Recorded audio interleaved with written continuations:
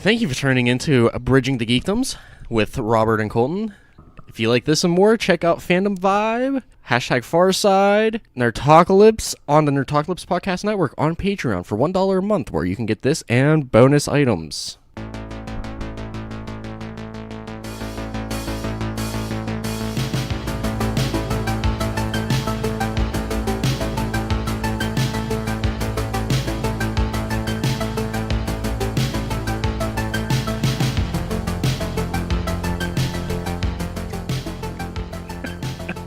And what's going on, everyone? Robert from Bridging the Geekdoms here, and with me, as always, is the lovely Colton Bird. That was so bad.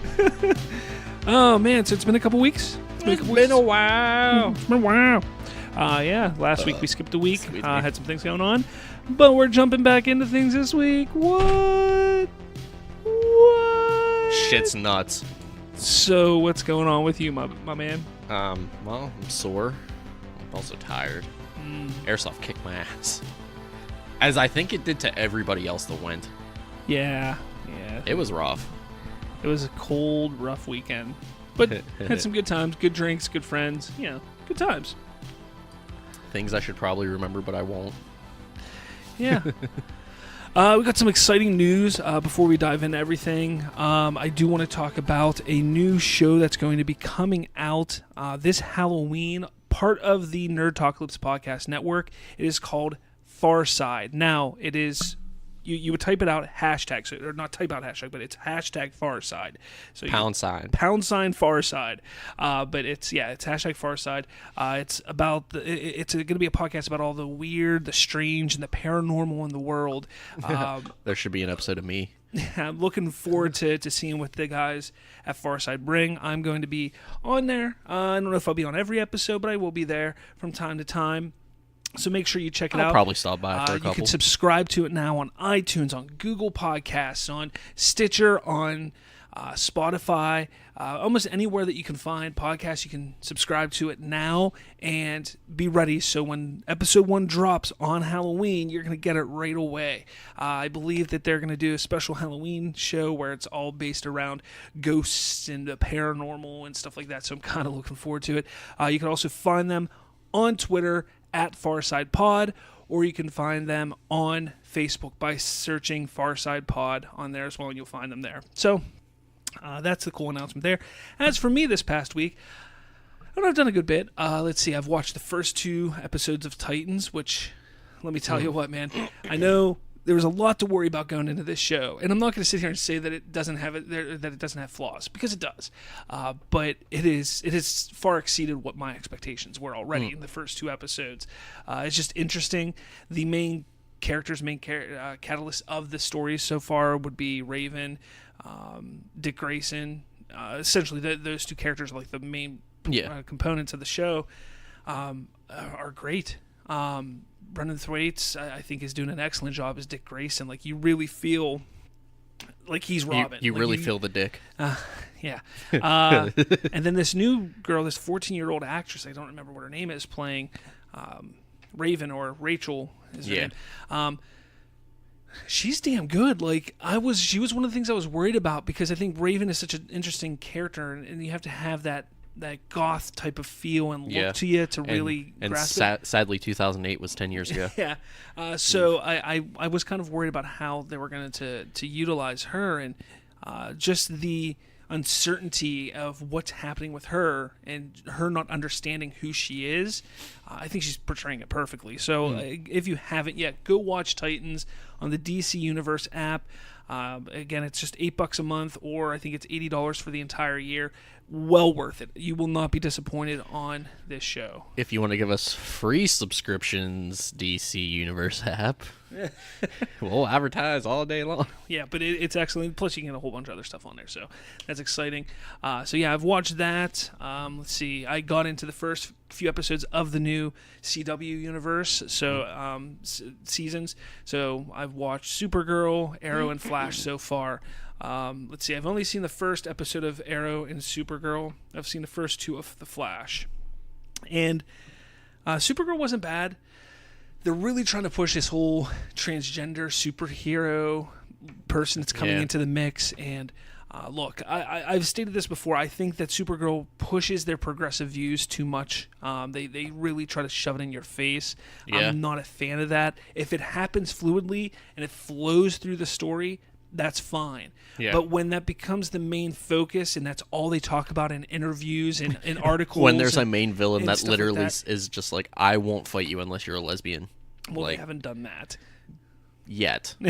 But again, like, it's just like, just let it be. Like, okay, yes, you have a transgender on the show. Okay, We're proud of you. I'm willing to watch it. Good job. Because to me, it just seems like they're like, hey, look at us, look at us. We Give just us did this give for us, gigs. Give us a pat on the back. Yay! Give us a high five. Progression. Yeah, exactly. That's all it ever seems like they're trying to do, and it's just it's distracting. It's distracting. It doesn't do a service to the show at all. I'm not saying that adding these people don't do a service, whether they're transgender, lesbian, gays, whatever it is, it's not doing a disservice to the show. No, what's doing the disservice is how they go out of their way to be like, hey, look at us, look at us. That's You're what doing they're it for the wrong reasons. Yes. So, but the first episode wasn't terrible. I mean, the whole idea seems to be this season that it's going to be about the aliens on Earth and how it basically segregation between aliens and the human race. Yeah, how we need to build a wall, damn it. And that's kind of what it's looking like this season's going to be about. And Sam Witwer, you'll know him. He was the voice of Darth Maul on Rebels and the Clone Wars.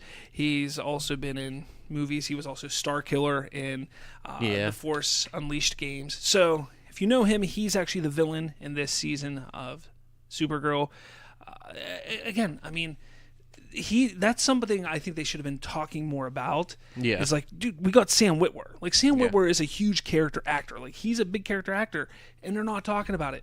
Like, come on. Like I remember when Sam Witwer showed up on Once Upon a Time. They were like, Sam Witwer's on the show. Sam Witwer's on that. I was like, all right, tune in. Yeah. Like, that's you got me. Yeah, I'm gonna watch it. Don't Sam twist Witwer. my arm too hard now. Exactly. And all they ever did was, like, they announced Sam Witwer's gonna be the villain on Supergirl, and then that was pretty much it. And That's because he's not a lesbian. maybe I don't Or know. he is still a he and not a she. I don't know. Sorry if anybody found that one offensive. But Flash, I felt episode 1 was fantastic. It gave us everything that we love about Flash: the heart, the humor, the heroics. It gave us all three of those three H's in that episode. That's when Flash is at its best. Did he pedigree someone? When you can get the humor and the heart to work in an episode, because it's hard. Sometimes you don't want to be too funny if you're trying to be serious and heartfelt, and you don't sometimes want to be too heartfelt if you're trying to be funny. And they found in this first episode of this season, I think there was a perfect balance between all three of those, and that's something that the Berlanti-verse and everybody there, they really push to have those three H's: the heart, the humor, and the heroics in their episodes of their shows, especially The Flash. And they did a fantastic thing with that, the first episode. The second episode was pretty much your typical, not filler episode, but you're starting to understand. They're starting to expand the story. And I saw a lot of people complaining about the second episode of the season, like, just the same old Flash, blah, blah, blah. It's like, first off, when the Flash is the same old Flash, that's when it's good. Yeah. Like, that's when you're seeing, like, what made the first season so damn good, is when they're being the same old Flash. It's whenever they go off on these ridiculous, monsters of the week and filler episodes is whenever I think it gets a little, like, bogged down and boring. I'm not going to say the second episode was great, but again, it progressed the story. We're now starting to see a little more of who Cicada is, what possibly could be his motives, maybe a connection to Barry's daughter, like what is going on there. So that's kind of exciting. Let's see, Arrow, episode 1, fucking brutal. Dude, absolutely brutal. Like, I couldn't believe, like, there's literally a shower scene in a prison, and Oliver Queen's getting a shower, and then there's just a big fucking brawl in the shower. Now, you don't see any But we can promise dicks are dangling. But there were dicks flying around, I'm sure. No, it was a big old sausage but party. It was, like, absolutely brutal, like, just the amount of fighting and stuff like that. And that's the thing that Arrow needed to get back to was that brutalness. That's what made season 1 and 2 of that show so damn good. So if they get back to that this year, I'm all for it. And then, some people were complaining, damn it. And they're even complaining about this with The Flash. Why is everything always a mystery? Why do we never know who the villain is? Or why is it always who's this person? Because then you'd bitch about it. Because first off, they've done it differently every year. Like with the first season of Flash, it took until the end of the season to figure out who it was. In the first season of Arrow, it took pretty much almost the entire season, not even the entire first season, to figure out who it was. Like, they do it differently. Like, they're like, oh, here's a villain. Who is it? And you may find out in 2 episodes, you may find out in 10, you may find out in 20, but you're going to find out, and it's just the journey getting there. And always trying to figure out yourself and having those theories is what's fun. Yeah. You know, and that's why I enjoy these shows so much. And I think that's probably why I don't enjoy Supergirl as much, because they don't do that. Yeah. It's just all in your face, like, here it is, you know? No, they're the same people that also use microtransactions to play games.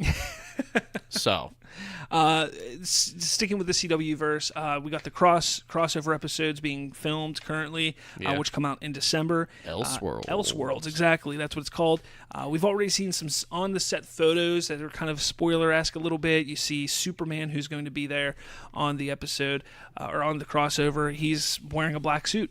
You know, I don't like it. You don't like the suit. That's the problem. Yeah. I think the suit's good for TV. I think it works. I think honestly, it's just the cape. Yeah, like, it is weird how it comes up like that. Yeah, like you get rid of that, I'd be like, that's cool. Then we see some weirdness going on where Barry Allen is actually dressed up as the Arrow, and we see Arrow dressed up as Flash, which is kind of weird, but it's Elseworld, so one of them's going to be okay. The other one's not going to go very fast.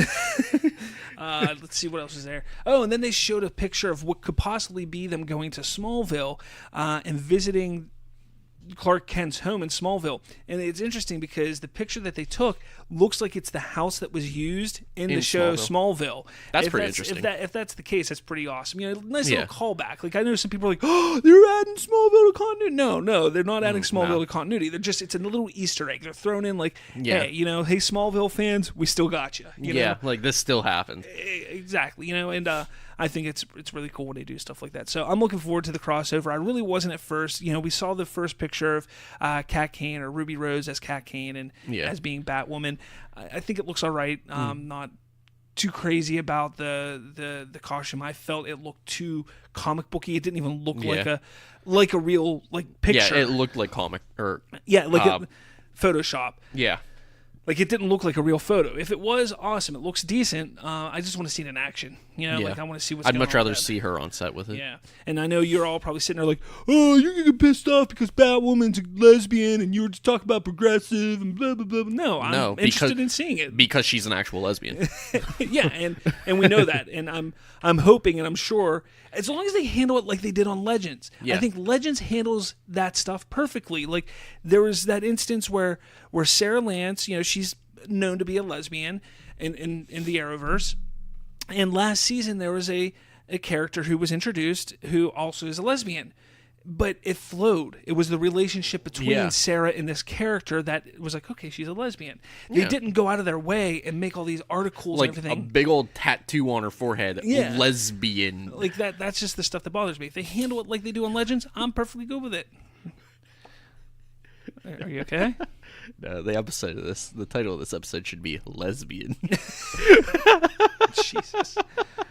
So that's on the DC side of TV stuff. So if you're not if you haven't been into it, like, get into it. It's really going great. Again, I need to catch up on that. Titans is fantastic. You just watch Titans. Watch Titans. I know. I like waiting till it's over and then watching it. I know, but it's so good. It's so much easier to binge. But it's so good.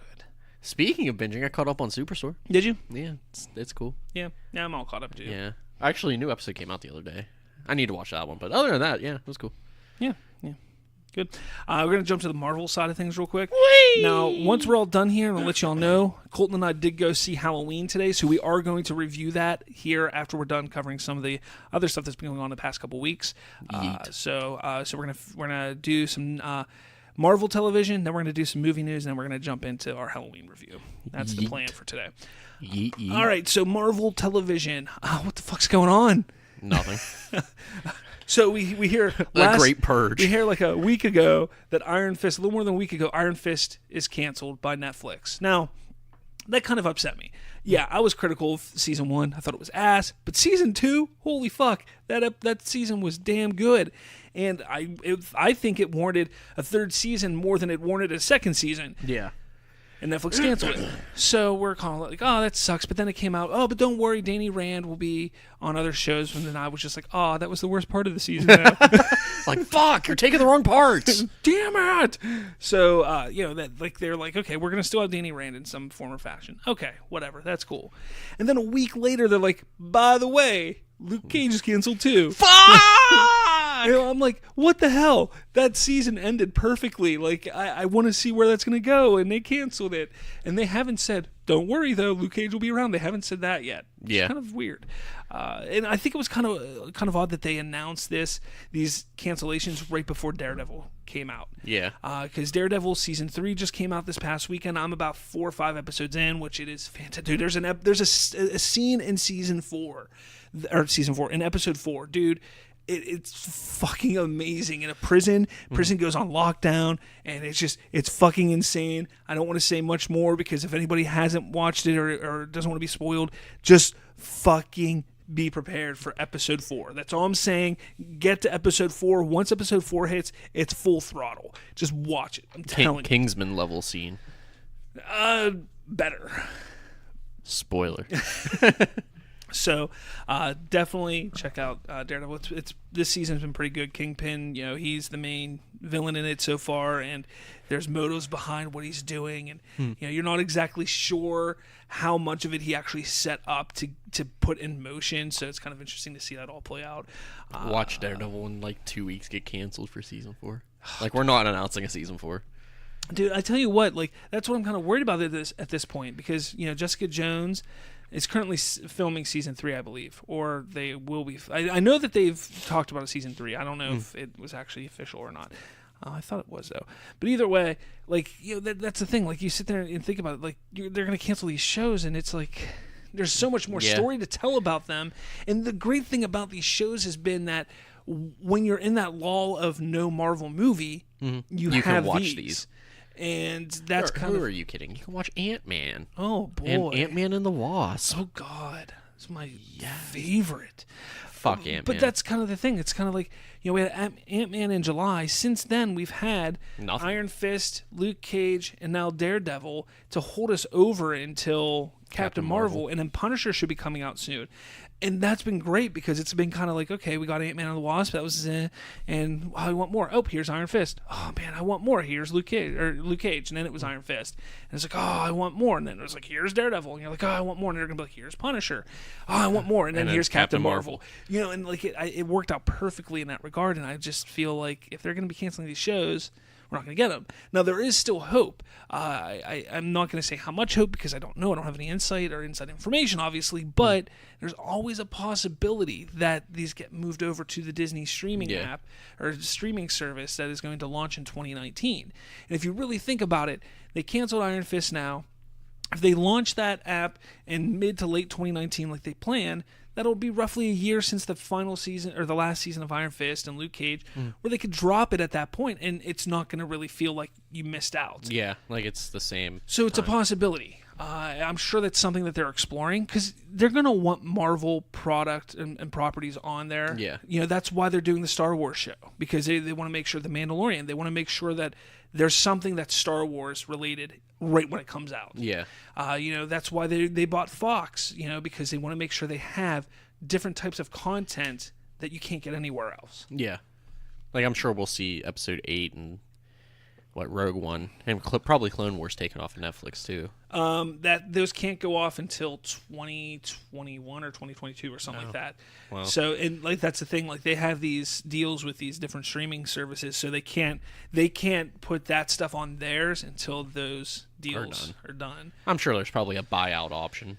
Maybe, but why waste the money at that point, Because they can make a big deal out of it. Like they can make a big deal like, okay, we'll wait for it, once it falls off Netflix, they'll be like, okay, coming to the Disney streaming service, these, and you sign in now for half, like they could do a whole deal for half price and all that kind of stuff, and people will jump like, oh, episode 8, all right, People like me, like when Clone Wars finally drops again, Like, oh, well, fuck, gotta watch all Clone Wars. Yeah, because Clone Wars is going to be on there, so... Yeah.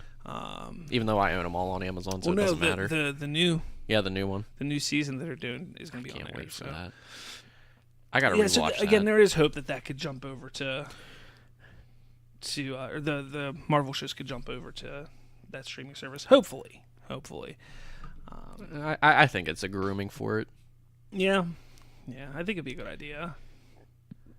I don't know. Besides that, there's really nothing else in the Marvel TV side of things. Gonna get into the movie stuff here. Wow! Whee! Just announced today, Wonder Woman 1984 release pushed from November 2019 to June 2020. Rest in spaghetti. So they pushed it 7 months. They pushed it back 7 months to releasing it in 2020 instead of 2019.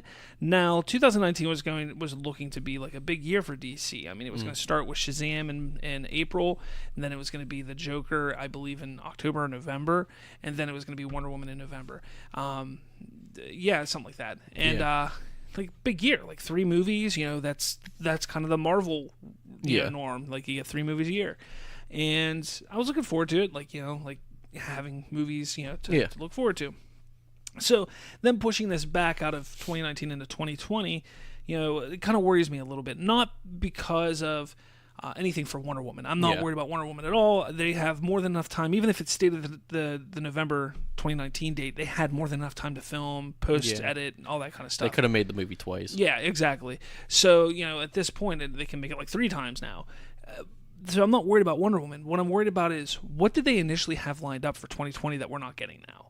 To me, I look at it as they hired Matt Reeves last year. This is not a new thing. Like Matt Reeves was hired in 2017 to do the Batman.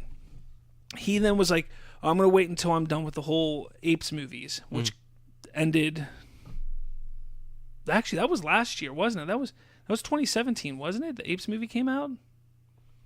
Yes. Yeah, so it's almost 2 years ago that they hired Matt Reeves. So he was like, I'm going to wait until we're finished with the Ape movies, and then I'm going to dive in. And then he was like, well, I kind of want to wait. I'm not going to dive into it until probably about January. So then he dove into finally writing the script in January, and now we've heard that he's given the script in. During that whole time, we're hearing about, is Affleck going to be Batman? Are they... trying to find somebody to be a Robin. What's going on here? Is it going to be in the same continuity? Is it going to be separate? Blah, blah, blah. Oh, look, Henry Cavill's leaving. Oh, look, Ben Affleck's leaving. Oh, no, they're staying. Like, there's been all this shit going on. Shit's going nuts. DC doesn't know what they're doing. I think that they were hoping to have the Batman start filming next year. So, like, 2019, probably spring 2019. Yeah. And then have it released in 2020. I'm thinking they don't trust and believe that they can get it out by that time. So they either push their plans, which have not been announced, but they may have either pushed them back, or could we be seeing another announcement at some point saying, Batman's never going to happen. Yeah, we were just kind of shitballing there. So that's kind of my worry there. I'm not too mad that they pushed back Wonder Woman. I mean, the next winter, we got Star Wars coming out next December, so... I have that to look forward to for my winter months. Yeah, the one movie that's coming out. I'm sure there's more. I haven't looked exactly. Hey, I'm telling you, those previews from Halloween. April's a busy month for me. Oh, man, God. Pet Sematary comes out on my birthday. And then, Happy Death Day to You or whatever. Happy Death Day comes out on the 19th. Yeah. Pet Sematary won't be too bad, but... Happy Death Day will probably be pretty bad. Doesn't look great.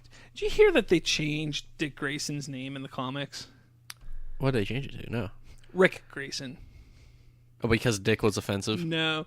Well, a few comic issues back, Nightwing was actually shot by KG Beast. KG Beast shot him in the head. And didn't kill him. Obviously, it's a comic book. What do you expect? But when he came to, he's now going as Rick, R-I-C Grayson.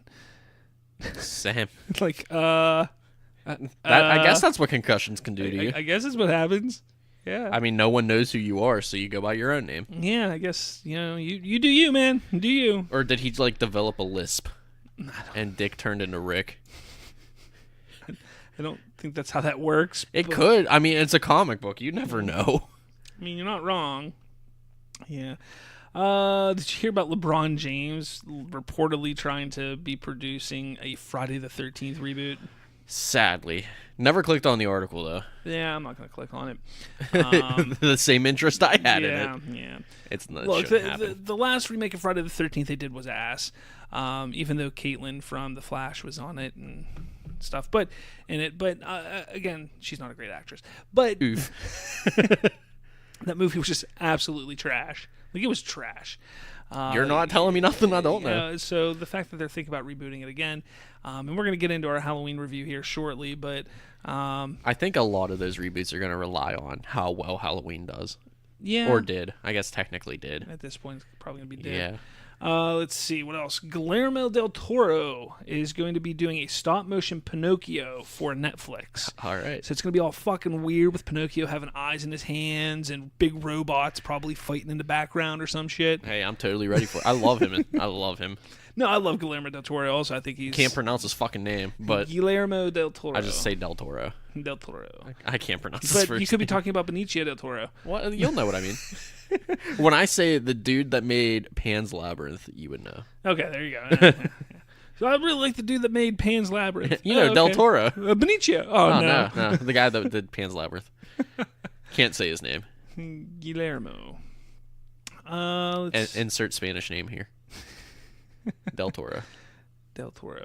Hans Zimmer looks to be scoring Top Gun 2, which obviously, if you know anything about me, that's going to excite me a good bit because I love Hans Zimmer. Do do do do do do do do. I don't know. That was my impersonation of Hans Zimmer. Oh, okay. I'm sure he probably played something along those notes. Maybe. I don't know. I'm tone deaf, so he might have. Maybe. Practicing and fucking around. I don't know. Wouldn't it be crazy if he couldn't sing? Like, he could write music but can't sing. I mean, all right. I think like that goes hand in hand. Like, you can't be tone deaf and write music. I think something like that. I mean, Beethoven was deaf. Yeah, but he could feel vibrations. So could the person who couldn't sing. But I can't sing. Oh, man. All right. So it doesn't look like there's much else to talk about. Goku versus Vegeta. Who you got? Well, Goku's won every time, so Goku. Okay. So Akira Toriyama doesn't hate Vegeta. Who do you got? The fans. Nice. Same. That's who's always going to win in that fight. Yeah. As long as Toriyama's not involved. Yeah. I mean, think about it. Anytime Goku fought Vegeta, it was fan service. Yeah, basically. That's all it was ever. Yeah. Except for their first initial meeting. Anyway. Okay, so going to get into the Halloween review. Halloween 2018 with Jamie Lee Curtis. You still have to specify the year. Yeah, you definitely have to. 2018, yes. Halloween 2018. Written by Danny McBride and some other people that I didn't pay attention to their names. Yeah. I did like the retro look for the credits. I did like the credits. I did Yeah. like how, because it was very... 70s-ish. Yeah, it was an homage to the 70s in a way. So that was cool. yeah, I did like that. And the reverse pumpkin. Yeah. Like, it died, and then it was like, no, wait, I'm back from the dead. Yeah, so that was kind of cool. All right, so I figure we start off on a high note. let's do a non-spoiler review. I'll let you do the non-spoiler review because we pretty much share the same sentiments. I'll add anything that I feel needs to be necessary. But go ahead, non-spoiler review for people who haven't seen it yet that want to see it. Assuming that you've seen the old Halloweens, Michael Myers kills people. That's all you're going to say? Yeah. I feel like that's all that's needed to be said. Here, okay. That you can't really like going spoiler free. Here's the non-spoiler review then. Okay, so quickly, forget anything that you've ever seen Halloween related since 1978. Yeah. So that 1978 Halloween is the only movie that you really need to care about. If you've seen the other ones, if you've liked the other ones, yes, there are nods, there are little winks and homages to those movies in this film. Yeah. However, They're not those canon. movies are not canon to this movie at all. Which is weird to say with horror. Yeah. Because that's not a thing that happens. It doesn't happen very often. And so basically you see the first Halloween movie, then you need to watch this. That's the order that you watch it in, and that's it. So that's number one. Number two, when you go into this movie, go into expecting for it to feel like a 70s movie. Yeah. It very much feels like a 70s horror movie. Yeah, it's a 70s horror movie with maybe 3 iPhones.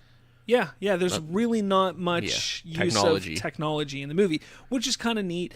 But we'll get more into that with our in-depth review here, a spoiler-filled one. But getting into the movie a little bit, it's a good time. Yeah. If you like slasher films, if you like jump scares, if you like that kind of thing, you're going to like this. I will say this: if you're a fan of gore, if you're a fan of the psychological thrillers, you're not going to get it here. Nah, this is a very straightforward movie. This is very straightforward, very simplistic. That you have your villain, Michael Myers, you have your hero, Laurie Strode, and that's it. The only thing that's really complex about this film is the Easter eggs. Yeah. And even that, it's not that complex. Yeah, I mean, pretty much I think I caught almost all of the Easter eggs that I could remember, from anything. But then again, I mean, it's a very straightforward slasher movie that continues the story of Michael Myers and Laurie Strode, and that's pretty much it. So again, that's that if that's what you're looking for, you're gonna like it. If you're hoping for it to expand the universe and maybe reignite this franchise, I don't think it does that. Nah. So again, non-spoiler. I pretty much didn't give anything away. If you want to see it, go see it. If not, don't. I mean, it could be a miss if you don't want to see it. If you're not interested in that kind of stuff, it's not going to be revolutionary from a horror standpoint. Yeah, it's nothing you haven't seen before.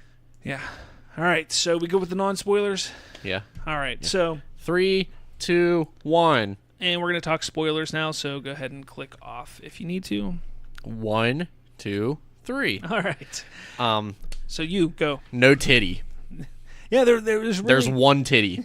One singular titty. You don't see the other titty. One singular titty. You see both titties.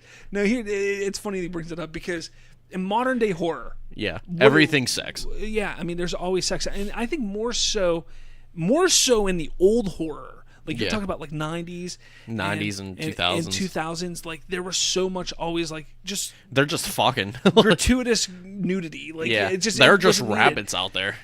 Yeah, there was just disgusting nudity always going on, and this movie really doesn't do that. Which I'm not saying is a bad thing. I'm not saying is a good thing. I just like it wasn't something I noticed while watching the movie. We were in the car ride. I'm like, you know what? Yeah, that was weird to not see any booby in a horror film. And honestly, the one time they could have had booby would have been completely tasteful. Yeah, it would have made sense. Yeah, and they didn't do it. And we're in the spoiler. They were having sex on the couch. Yeah, almost having sex on the couch. They were working their way to sex. Yeah, like if she totally would have been in her bra, or even without a bra, it would have been completely tasteful. It would have made sense. Yeah, but then you would have had to question then, when she goes upstairs to the kid, just walking up there bare yeah. I mean, I'm sure she could have grabbed a blanket or something. You could have made a t-shirt on or something. Yeah. You could have made that scene make sense. But yeah, I mean that was interesting, and the fact that you bring that up first is kind of weird, but whatever. Well, it's the one thing that needs out of the way first. You just need to get that out of the way. Yeah. I needed to get it off my chest. So, what did you think overall of how they portrayed Michael Myers? Michael Myers, because remember the original Halloween, he was known as the Shape. He was just the babysitter killer. Like he went out. He was the bump in the night. He just fucking killed everybody. No regard to anything else. Yeah, no rhyme or reason. He just fucking killed to kill. Yeah. There was very little jump scares in the original. There was it was just like you knew he was coming. You knew he was going to be there, and he just fucking killed. That's what the horror aspect of him was that there was no motive. He just fucking killed. He just was a killing machine. So how do you think they portrayed that in this movie? I think they did it pretty well, with the exception of 2 things. There's this thing I just thought about. I do like how they kind of made him somewhat moral, kind of, with the baby in the room. Yeah. Like, he could have killed a baby on screen, but he didn't. He did kill a kid, but he didn't kill a baby. Yeah, the kid had to be like 10 years old. No older than 10. Yeah, he definitely killed a kid. Like, strangled, beat his head off a wall, broke his neck. Yeah, off a fucking window. Yeah, no, that kid's dead. Yeah. He didn't kill a baby. He killed it dead. The second thing is when Jamie Lee Curtis sees him in the window, and the sheriff's like, he found the bodies in the house. Yeah. And like she shoots the window or shoots the mirror, and he just walks past that. It's kind of like, did he had to have heard the sheriff in the house, and he decided not to kill the sheriff but go straight for Jamie Lee Curtis. Well, yes. Like, that's kind of like, is that his driving force? But that's kind of the thing that they started talking about in the movie. Yeah. Because there was that new doctor, I can't remember what his name was, who's the Dr. Loomis replacement. Yeah, the guy who that's replaced literally Loomis. what they refer to him as. Oh, you're the replacement of Dr. Loomis. I think they said it like 4 times Yeah. in the movie. Like, hey, this isn't Dr. Loomis. Like, they had to reiterate it multiple times. It's horror movies. So. Yeah. Because there's a moment in the movie where he questions, he's like, I've seen him locked up, but I've never seen him in the wild. What's his driving force? What causes him to do what he's doing? Does he just kill to kill? Or is there a motive? Is there a motive? Is there an actual driving force? I think for Michael Myers is Laurie is the one that got away. Yeah. Like, she's the only one that has ever gotten away from him when he's gone to kill people. Like, nobody gets away. Yeah. So from that standpoint, I think that's why he's like, I got to finish that job. Yeah. But he's not going to go away from killing other things, other people, and other, and stuff like that. So to me, I think that they could have dived and delved into that a little bit more. That's something that I liked what they did with the Rob Zombie films a little bit more. They did it in the other movies as well, where they made Jamie Lee Curtis, Laurie Strode, actually the sister of Michael Myers and stuff like that. That is not a thing in this movie, by the way. It is not. No, they get that out of the way probably within the first 10 minutes of the movie. Yeah, weren't they like brother and sister? Nah, that was something the news made up. Yeah, it was a literal line in the movie. Yeah, so like that, I felt that kind of gave him a driving force. But this movie, what they tried to do is like, that's what made him so scary in the first movie is. We didn't know what his motives were. Yeah. He just killed. And that's what's scary about Michael Myers. And they do that very well. Like, he kills a lot of people. There's that one shot that is just a continuous shot of him where he's literally, and you see it in the trailer actually, but the trailer cuts it. But the movie, like, he's walking down the street and it's Halloween, and he runs into a couple kids run into him, and they go, "Oh, sorry, mister." But he just kind of like turns, he sees a garage, walks down a driveway, grabs a hammer out of a garage, walks into the house, beats the shit out of a woman, goes, picks up a knife, and literally walks out the front door. That's the moment when he walks past the baby. Yeah. But he walks out. Then he goes to another house, goes into that house, kills a lady there, and then walks out of that house. Like, that's like what he does. Yeah. And that's what made him so scary. In the original movies, he just kills to kill. And that's what they got back to because, why did he go back to Haddonfield? Like, there's a lot with this movie that I don't really like, and we'll get into that in a second. But to me, there has to be a driving force at some point, whether they continue this series or not. There has to be a driving force for him. There needs to be a reason for it. So, okay, that's Michael Myers. What about Laurie? What about Jamie Lee Curtis's character, Laurie? How did you like her compared to what she was in the original? Her character makes sense. I mean, I think it's a little extreme, but her character makes a lot of sense. Always preparing, like, the house is boarded up. Yeah. 17 locks on the door. I mean, she's an over-prepper. Like, that's what she is. I mean... Like, and it's completely justified. You see that shit in real life, you would either have a mental breakdown or you would be like that. Exactly. There's no in between. Yeah, I mean, and I think they handle it very well because she is almost manic in a way. Yeah. At times, there's when she starts freaking out, and it's the anniversary, and she's freaking out about it being the anniversary and stuff like that. Yeah, it makes sense. And it makes sense for her, and she wants to protect her family, but her family's like, look, nothing has basically happened for 40 years. Yeah, like he's crazy. Locked up. Enough is enough. You're gonna be fine. Like that makes sense. I liked her portrayal. I liked the way that she was in the movie. I think that Jamie Lee Curtis was gonna be good no matter what. Yeah, it's Jamie Lee Curtis. It's all about how they wrote her character, and to me, they missed it a little bit. I think that they wrote her character right to be in that manic way, that prepping way, but when it came down to it, I think they were never sure how they wanted to utilize her because there's a moment in the movie where she thinks she's gonna confront Michael, and then she supposedly sees Michael, which we never actually see her see Michael, and she comes and she's freaking out, all manic and freaking out, and then later in the movie she actually does see him. We see her see him, and she just goes into kill mode. So Yeah. and again, I mean, it's possible. I'm not a psychiatrist. I can't get in the minds of people. So maybe they talk to a psychiatrist like, is this possible? It's possible. Yeah, I mean, it's a fight or flight thing. Yeah, but to me, like, it didn't flow with the movie, and whether that's the writing of the character or the writing of the movie, which that is my biggest issue with this movie, is the writing. I think the writing overall was very poor. I think that they could have done so many other things that would have made it so much more enjoyable.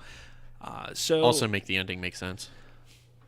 What about her family? Her daughter, her granddaughter, and her son-in-law. The son-in-law was a pissant in the movie. He really meant next to nothing. Yeah. Her daughter, again, it kind of makes sense, but I don't think she was a very good actress. Yeah. Like, I mean, I understand why her character would be the way she is, but the actress just didn't tickle my balls at all. And again, she was another one that was like the entire time she's all acting all scared and afraid. Yeah. And then at that last moment, she's like, "Ha, tricked you, bitch," and then like uses her gun on him. And I'm like, first off, that's not how that should work at all. No. Again, it's poor writing. Yeah. It's nothing on the actress. It's just poor writing. It's just like the whole time they're like, yeah, this is how she is. And then the last second, she's a badass. She's a badass. And I'm sorry, I understand they talked about her doing this training and being trained and everything, but that was her up till age 12. So after that, for the last at least 20 years, at least 20 years, she hasn't had training. Yeah, she hasn't been doing that. So you can't pick up. Well, I mean, I guess you could. But the way that she acts through the entire movie, like, no, you're an idiot. Like, that's never gonna happen. Yeah. It's stupid. And then she has this fear, and then all of a sudden it just No. At all. That kind of, again, it's just, it doesn't flow. Yeah. I'm not saying you can't have that happen in a movie. You just have to write it better so it flows better for when it does happen. So that was kind of annoying. Granddaughter, she was a teenager. I mean, her story. You really could have got away. Her story was supposed to be the main character, I guess, but it didn't feel like a main character. She had maybe like 5 minutes screen time, maybe 10. I mean, honestly, like, they could have done the movie without her. Yeah, and it would have been fine. Like, there was nothing that was necessary with her character in the entire movie. With the exception of Laurie wanting to protect her family. Yeah, that was literally it. And she could have just done that with her daughter. Like, you didn't need to have the granddaughter there. The granddaughter's friends are ones that get killed in the movie, and it's kind of like... You only had her there to have her friends get killed. Exactly. Then her boyfriend, that they break up or something. And you never... Yeah, you don't even see him again. Like, dead or alive, you don't see him. Yeah. So that's kind of annoying. So, like, she wasn't even a needed character, just like the podcasters in the beginning. Yeah. Like, they started this off where a couple podcasters are going in to talk to Michael because they're going to be transporting him to a facility where he's going to be secluded for the rest of his life. He's going to die there. No more medical help, nothing. Like, he's not going to be able to talk to anybody. So this is their last chance to talk to the Michael Myers, the babysitter killer, and finally see if he will open up and talk at all. Yeah. And these podcasters are like, yeah, let's go do it. So they do it. It's a really cool scene. Like, they do a really cool thing, and then 20 minutes later, these podcasters are killed. Yeah. And it's just like... Yeah, that mask scene was really good in the prison. Yeah. Everybody else is going fucking crazy, and Michael Myers is just like... Meh. Yeah, exactly. But that's the thing. Like, they utilized the mask, which I thought was kind of cool, which they didn't build on. Yeah. But they used the mask as the catalyst. This mask, it has energy. Yeah. And all these people in this mental institution were freaking out about it, and he's just like meh about it. But then they never go back to it. Like, it would have made sense if, like, the characters, like Laurie, would have seen the mask somewhere else, or thought she saw the mask, and she started to freak out. Yeah, like stuff like that. Like, then it would have made sense. Like, okay, this does, like, the mask is evil. Like, it not saying that the mask is evil, but that's what it emulates. It emulates evil. If you see it, it's evil. And they didn't. Again, it's just the writing. They started on so many different routes that they could have gone one way or another with something, and they just didn't go any way with it. They just stopped it. It just was like, this is it. Okay, let's move to the next thing. So that was my problem. But the podcasters, they're killed in a decent manner, I guess. Yeah, it's essentially the trailer. Yeah. Like, that's the moment I got off to pee, because I was like, oh, this is a gas station. This is totally the trailer. Yeah, basically. So, they die. So that's pretty much it. And then you have the policeman, Hawkins. Yeah. Which he was actually a character from the original movie. He was also Michael Myers was the original Michael Myers. Yes. They did have a stunt Michael Myers as well. Yeah. Well, when you're like 70 years old. Yeah. But they Hawkins was, the first on the scene to Laurie Strode, or to the house that Laurie Strode was in at the original after, and took Michael Myers into custody. So he's like freaking out about it. But he's unceremoniously killed in a way that just I don't think was justified at all. It made no fucking... it came out of nowhere. Well, it didn't really come out of nowhere, but it... It did come out of nowhere. Yeah, it did, because... So the doctor... it's kind of hinted to, but not really. Yeah, like the doctor, we know that the doctor wants to learn more about Michael Myers. We get that. He's obsessed with him. Yeah. And, it's the one thing that he can't crack. And doctors can sometimes get like that. Like they get obsessed with cracking this code, this victim or this, serial code, whatever. Yeah, like they want to crack it. Yeah.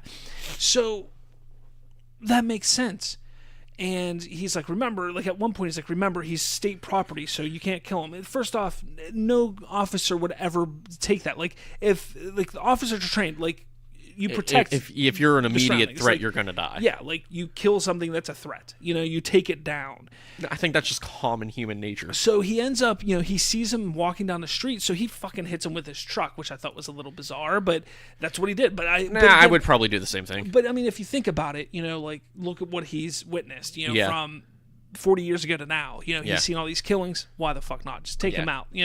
So whatever. Don't have to get. And plus, he's older now too, so it's like I don't have to get dirty. Yeah, and honestly, if they fire me for killing this guy, fuck it. I'm okay with that. I stopped him. Yeah, so I guess I get it now. But he hits Michael Myers with a car, and the doctor runs out and goes and checks him. Oh, he's dead, and he's like, all right, good, he's fucking dead. And he was like going to confirm kill. He was going to confirm kill him, which I would have done too. Yeah, and I would have unloaded the whole clip on his face. The doctor just randomly pulls out a penknife and fucking stabs the Hawkins in the throat and kills him. And I'm just kind of like, what? That wasn't needed. Like, you could have stopped him from killing him any other way, probably. Yeah. You could have really probably talked him out of the whole thing. Yeah, and then he sits there, and then he puts on the mask for some reason. And he's like, now I know why you do it. Yeah. And becomes fucking crazy halfway through the movie. Yeah, all of a sudden he's just a crazy lunatic himself, which then Michael Myers kills him 5 minutes later. Yeah, which I can understand the whole, I guess you're obsessed and you finally snapped kind of thing. Mm-hmm. Which at this point in the movie, I thought they were going to go like a Frankenstein's monster type thing. And I was like, okay. I don't like it, but I'll take it. Yeah. And then, Michael Myers is in the backseat with what's-her-face. With the granddaughter. Yeah. And he doesn't kill her. Yeah, which I thought was strange. Yeah.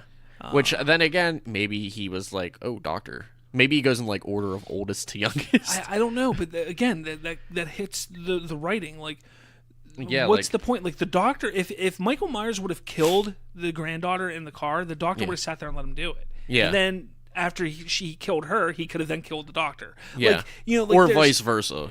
Well, no, not even that, because he could have fucked up the doctor like he did, then killed the granddaughter. But the granddaughter was right there, prime for killing. There's no reason why he couldn't have just grabbed her head and just started banging it off the fence, and then she's dead. Or just break her neck or something. That could have just. So again, just bad writing. I'm telling you, I wanted this movie to be good so bad. I love Halloween. I love the character Michael Myers. Yeah. I think it's been one of my favorite slasher movies up to this point.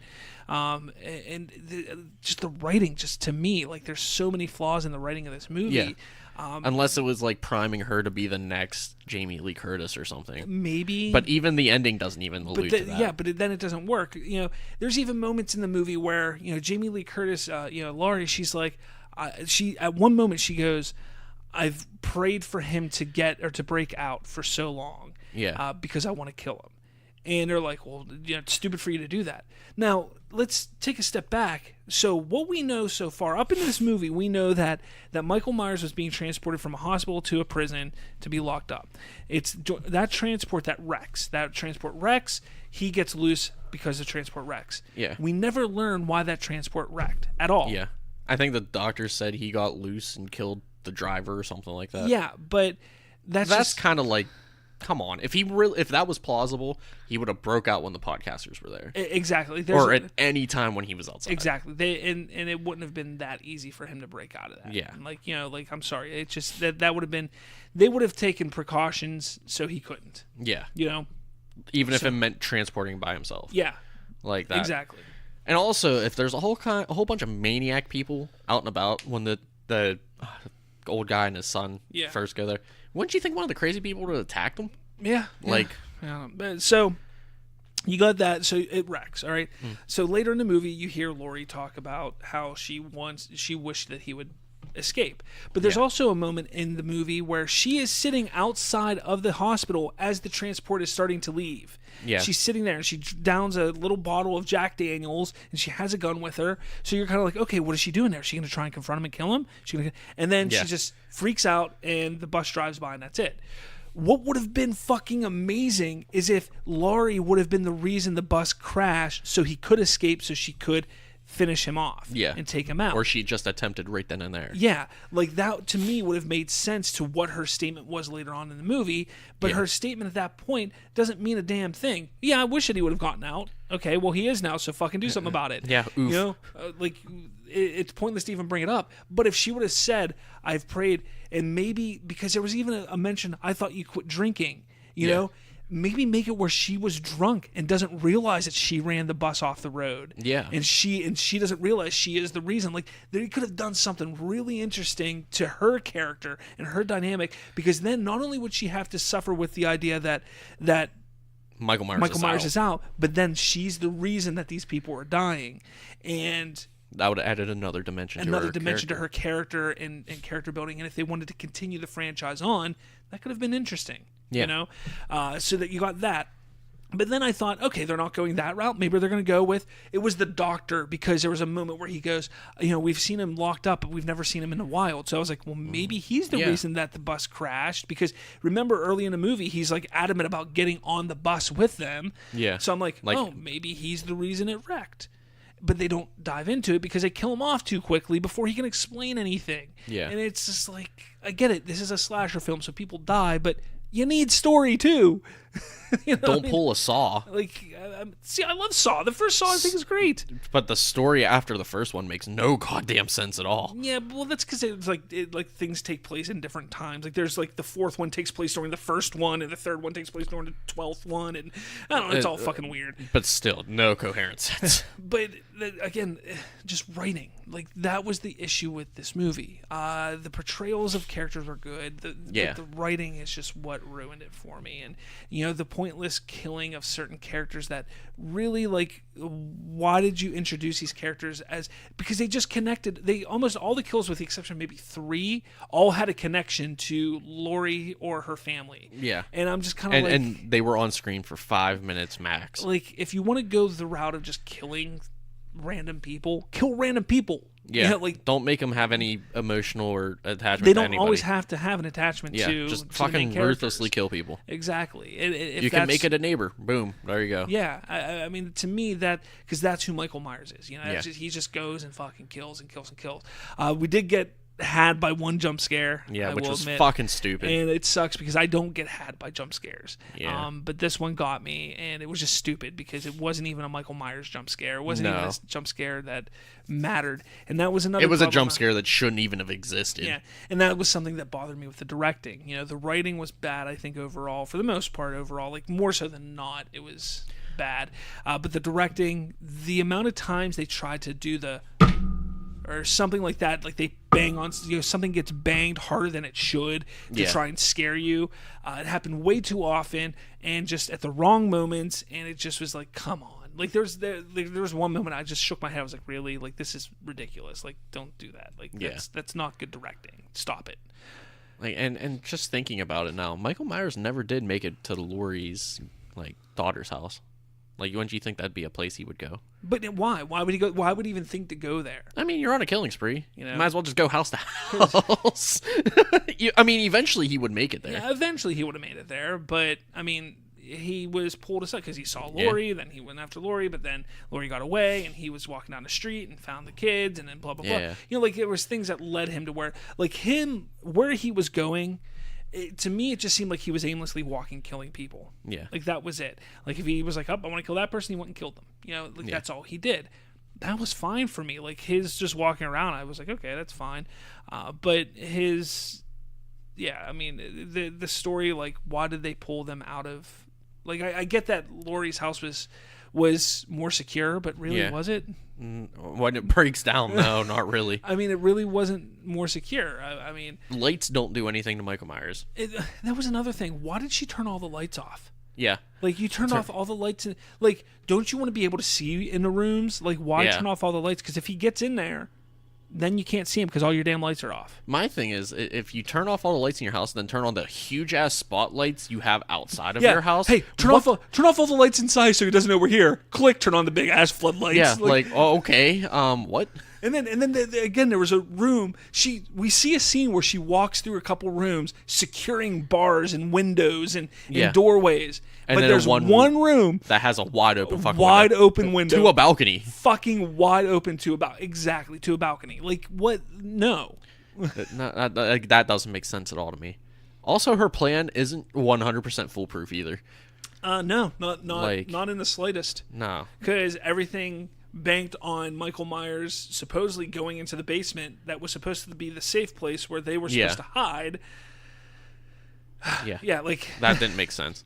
Because all of a sudden it was like, this is a safe house, this is a safe place, and then at the end the daughter's like, honey, this wasn't for our protection, it was a trap. Yeah. Like, what? Like, are you... What are the numbers, Mason? What do they mean? Did you just brainwash your own daughter? Like, Black Ops style, like... Is she a Russian spy now? Then there's like the moment when they're walking, like when Laurie's walking around upstairs looking for him. Like, she has this really cool thing set up where each room has like an emergency lock door where she hits a button and this big gate comes down and closes and locks the room up. But she clears every room before she locks it up. Like, why wouldn't you go up and like, okay, the hallway's clear, let's lock up all these rooms? Because then if he's in one of those fucking rooms, he's locked in the room. Yeah, like it's done. And you could still kill him. Yeah, like. And with the plan, you still would kill him. And you still win if your plan was what you're saying it was. Yeah, but nah. Even though the plan wouldn't have made sense, we see him kick the cage out of a cop car door. Yeah, he can kick the cage out of a fucking window. Like... And that's the thing, like, he fucking just with one arm just punches through fucking, like, stained glass window. Like, not even stained, like triple-plated glass window. Yeah, like, with no fucking problem. No, he just cracked, like, and then the other one goes to the other one. Like... Yeah. Well, let's also acknowledge that she did blow off like two fingers. 2 or 3 of his fingers. Yeah. That was pretty cool. But again, it has its problems. It is a horror film. It is a slasher movie. It was made by Blumhouse, so keep that in mind. I personally, I mean, the way it ends, I can't sit here and say that they're not going to make another one. I wouldn't make another one, but not unless I got my shit together. Also, the plan was he gets locked in the basement. They burn the whole house down. Yeah. Burn the house down with him in the basement. But they lock him in the basement. You see him there. Then they leave, and then the camera goes back into the house and shows the basement, and he's not in there. Yeah.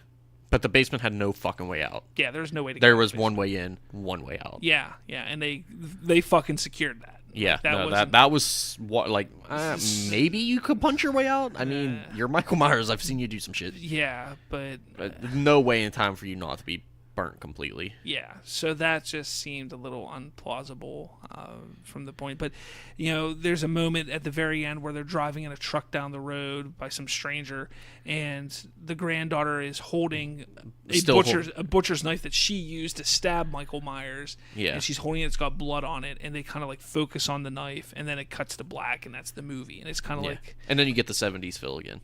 Yeah. Post-credit scene we didn't stay for, but Michael Myers is just breathing. Yeah, so like, maybe he's still alive. And that's kind of something that we didn't talk about. Was kind of cool dynamic of the movie is you hear him breathing in the mask throughout the movie from time to time. You just hear. Yeah, but minus the whistle because it's muffled in a mask. Yeah. You know, and it sounds cool. Like, I think it was a cool dynamic that they added to his character in the movie.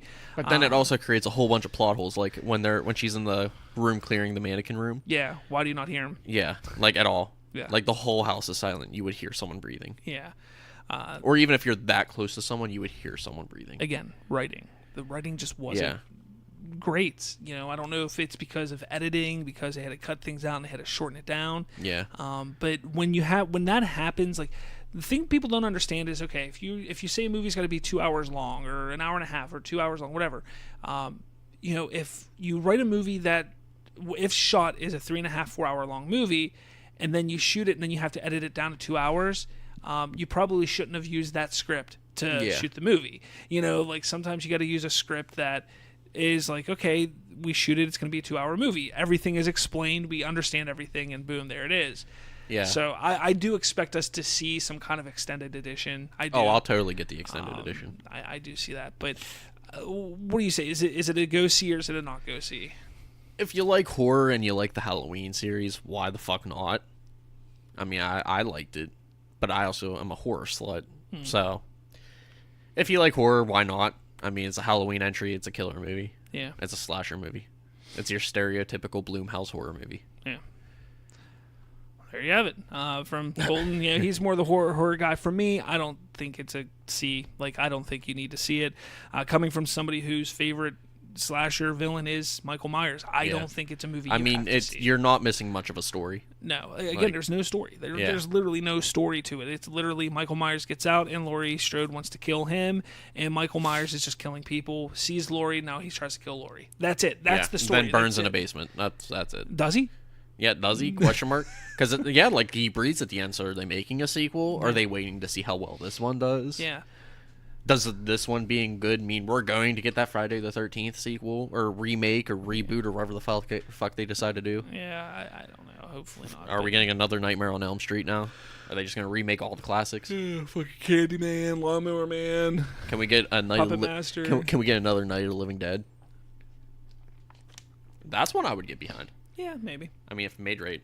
I mean, George A. Romero's son just made that Day of the Dead or Day Dead or something, like it's on Netflix or something. Oh, I'll have to watch it. Yeah, I don't think I've watched it. But maybe his son can do it since, George A. Romero's not around anymore. Maybe his son can do it. Hey, a nice way to pick up the mantle. Yeah. Reinvent the zombie again. Yeah.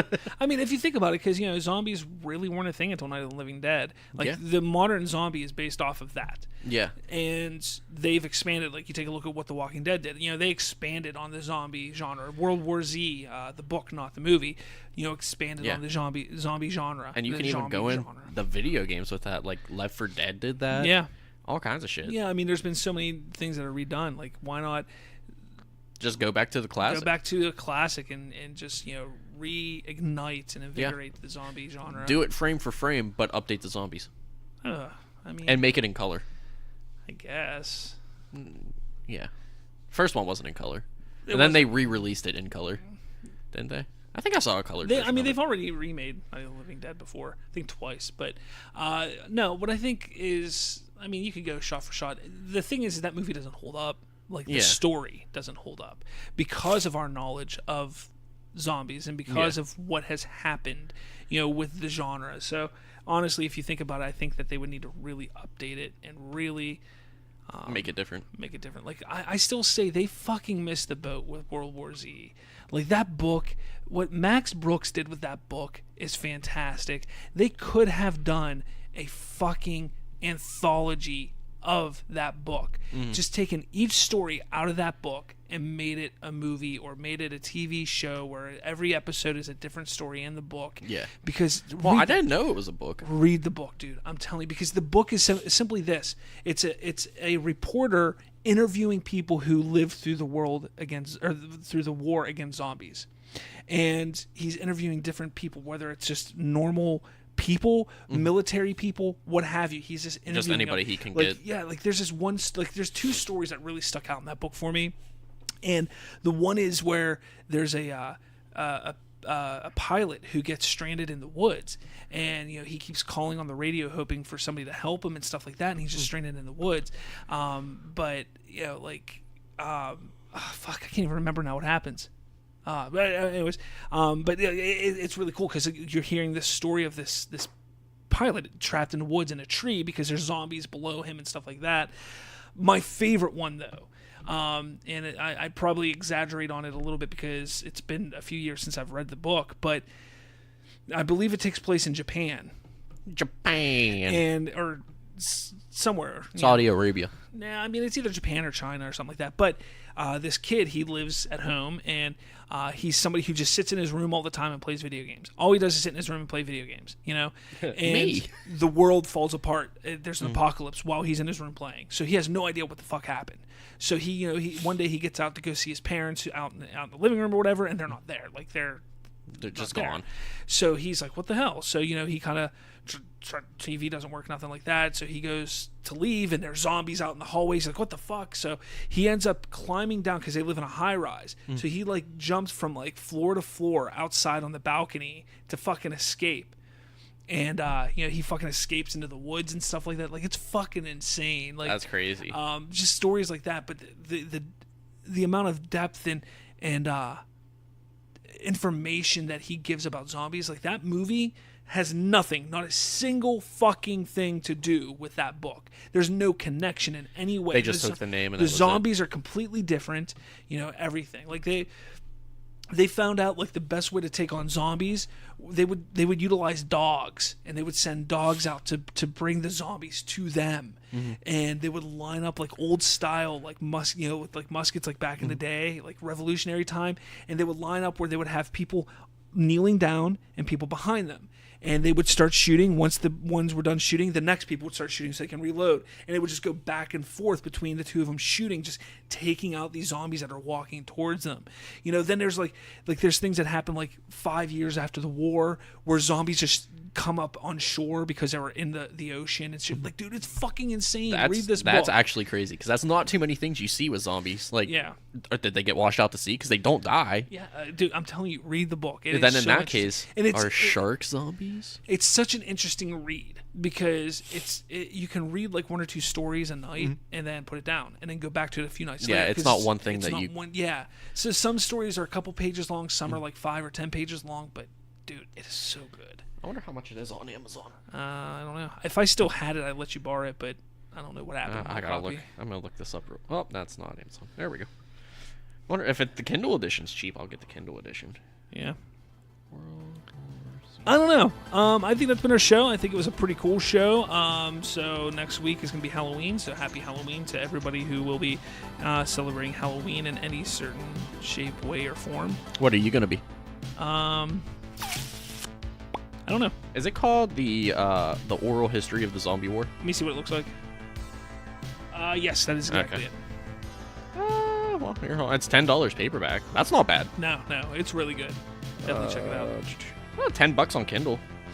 Yeah, I might pick it up. So, that's been our show. Hopefully you enjoyed it. Make sure you check out this coming Halloween, #Farside. It's going to be an amazing show, something different from the Nerd Talkables Podcast Network. Yep. Very different. I'm sure we'll both be on it at some point in time. Yeah. I'll probably be on it more often than not, but again, it's something that is going to be awesome. Very different. It's going to be not based on entertainment or news and stuff like that. Yeah, it's just going to be people bullshitting about stuff. And there's going to be interviews with people who have experienced events or specialists in it. Specialists in these things. So I'm looking forward to it. I can't wait till this launches. Like you have no idea how excited I am for this. So make sure you check that out this Halloween. Just search #Farside on iTunes, Google Play, whatever it is. You have it. And then again, you can find us. If you follow us on any social media, we share the shit out of it. Yeah, but you're going to find us anywhere on Facebook, Twitter, Bridge Geekdoms on Twitter. Look up Bridging the Geekdoms on Facebook. You can find us there as well. Thank you for listening in. Hopefully you continue listening in. Make sure, if you want, support us on Patreon. All that kind of fun stuff. Listen to Nerd Talkables Podcast because they're a great show as well. Hey, Deej and Lane, how are things going? But with that... Hey, don't forget to check out the... what are they called? Those people... never mind. Forget about it. All right, I've been Robert, and with me as always... Yeah, boy.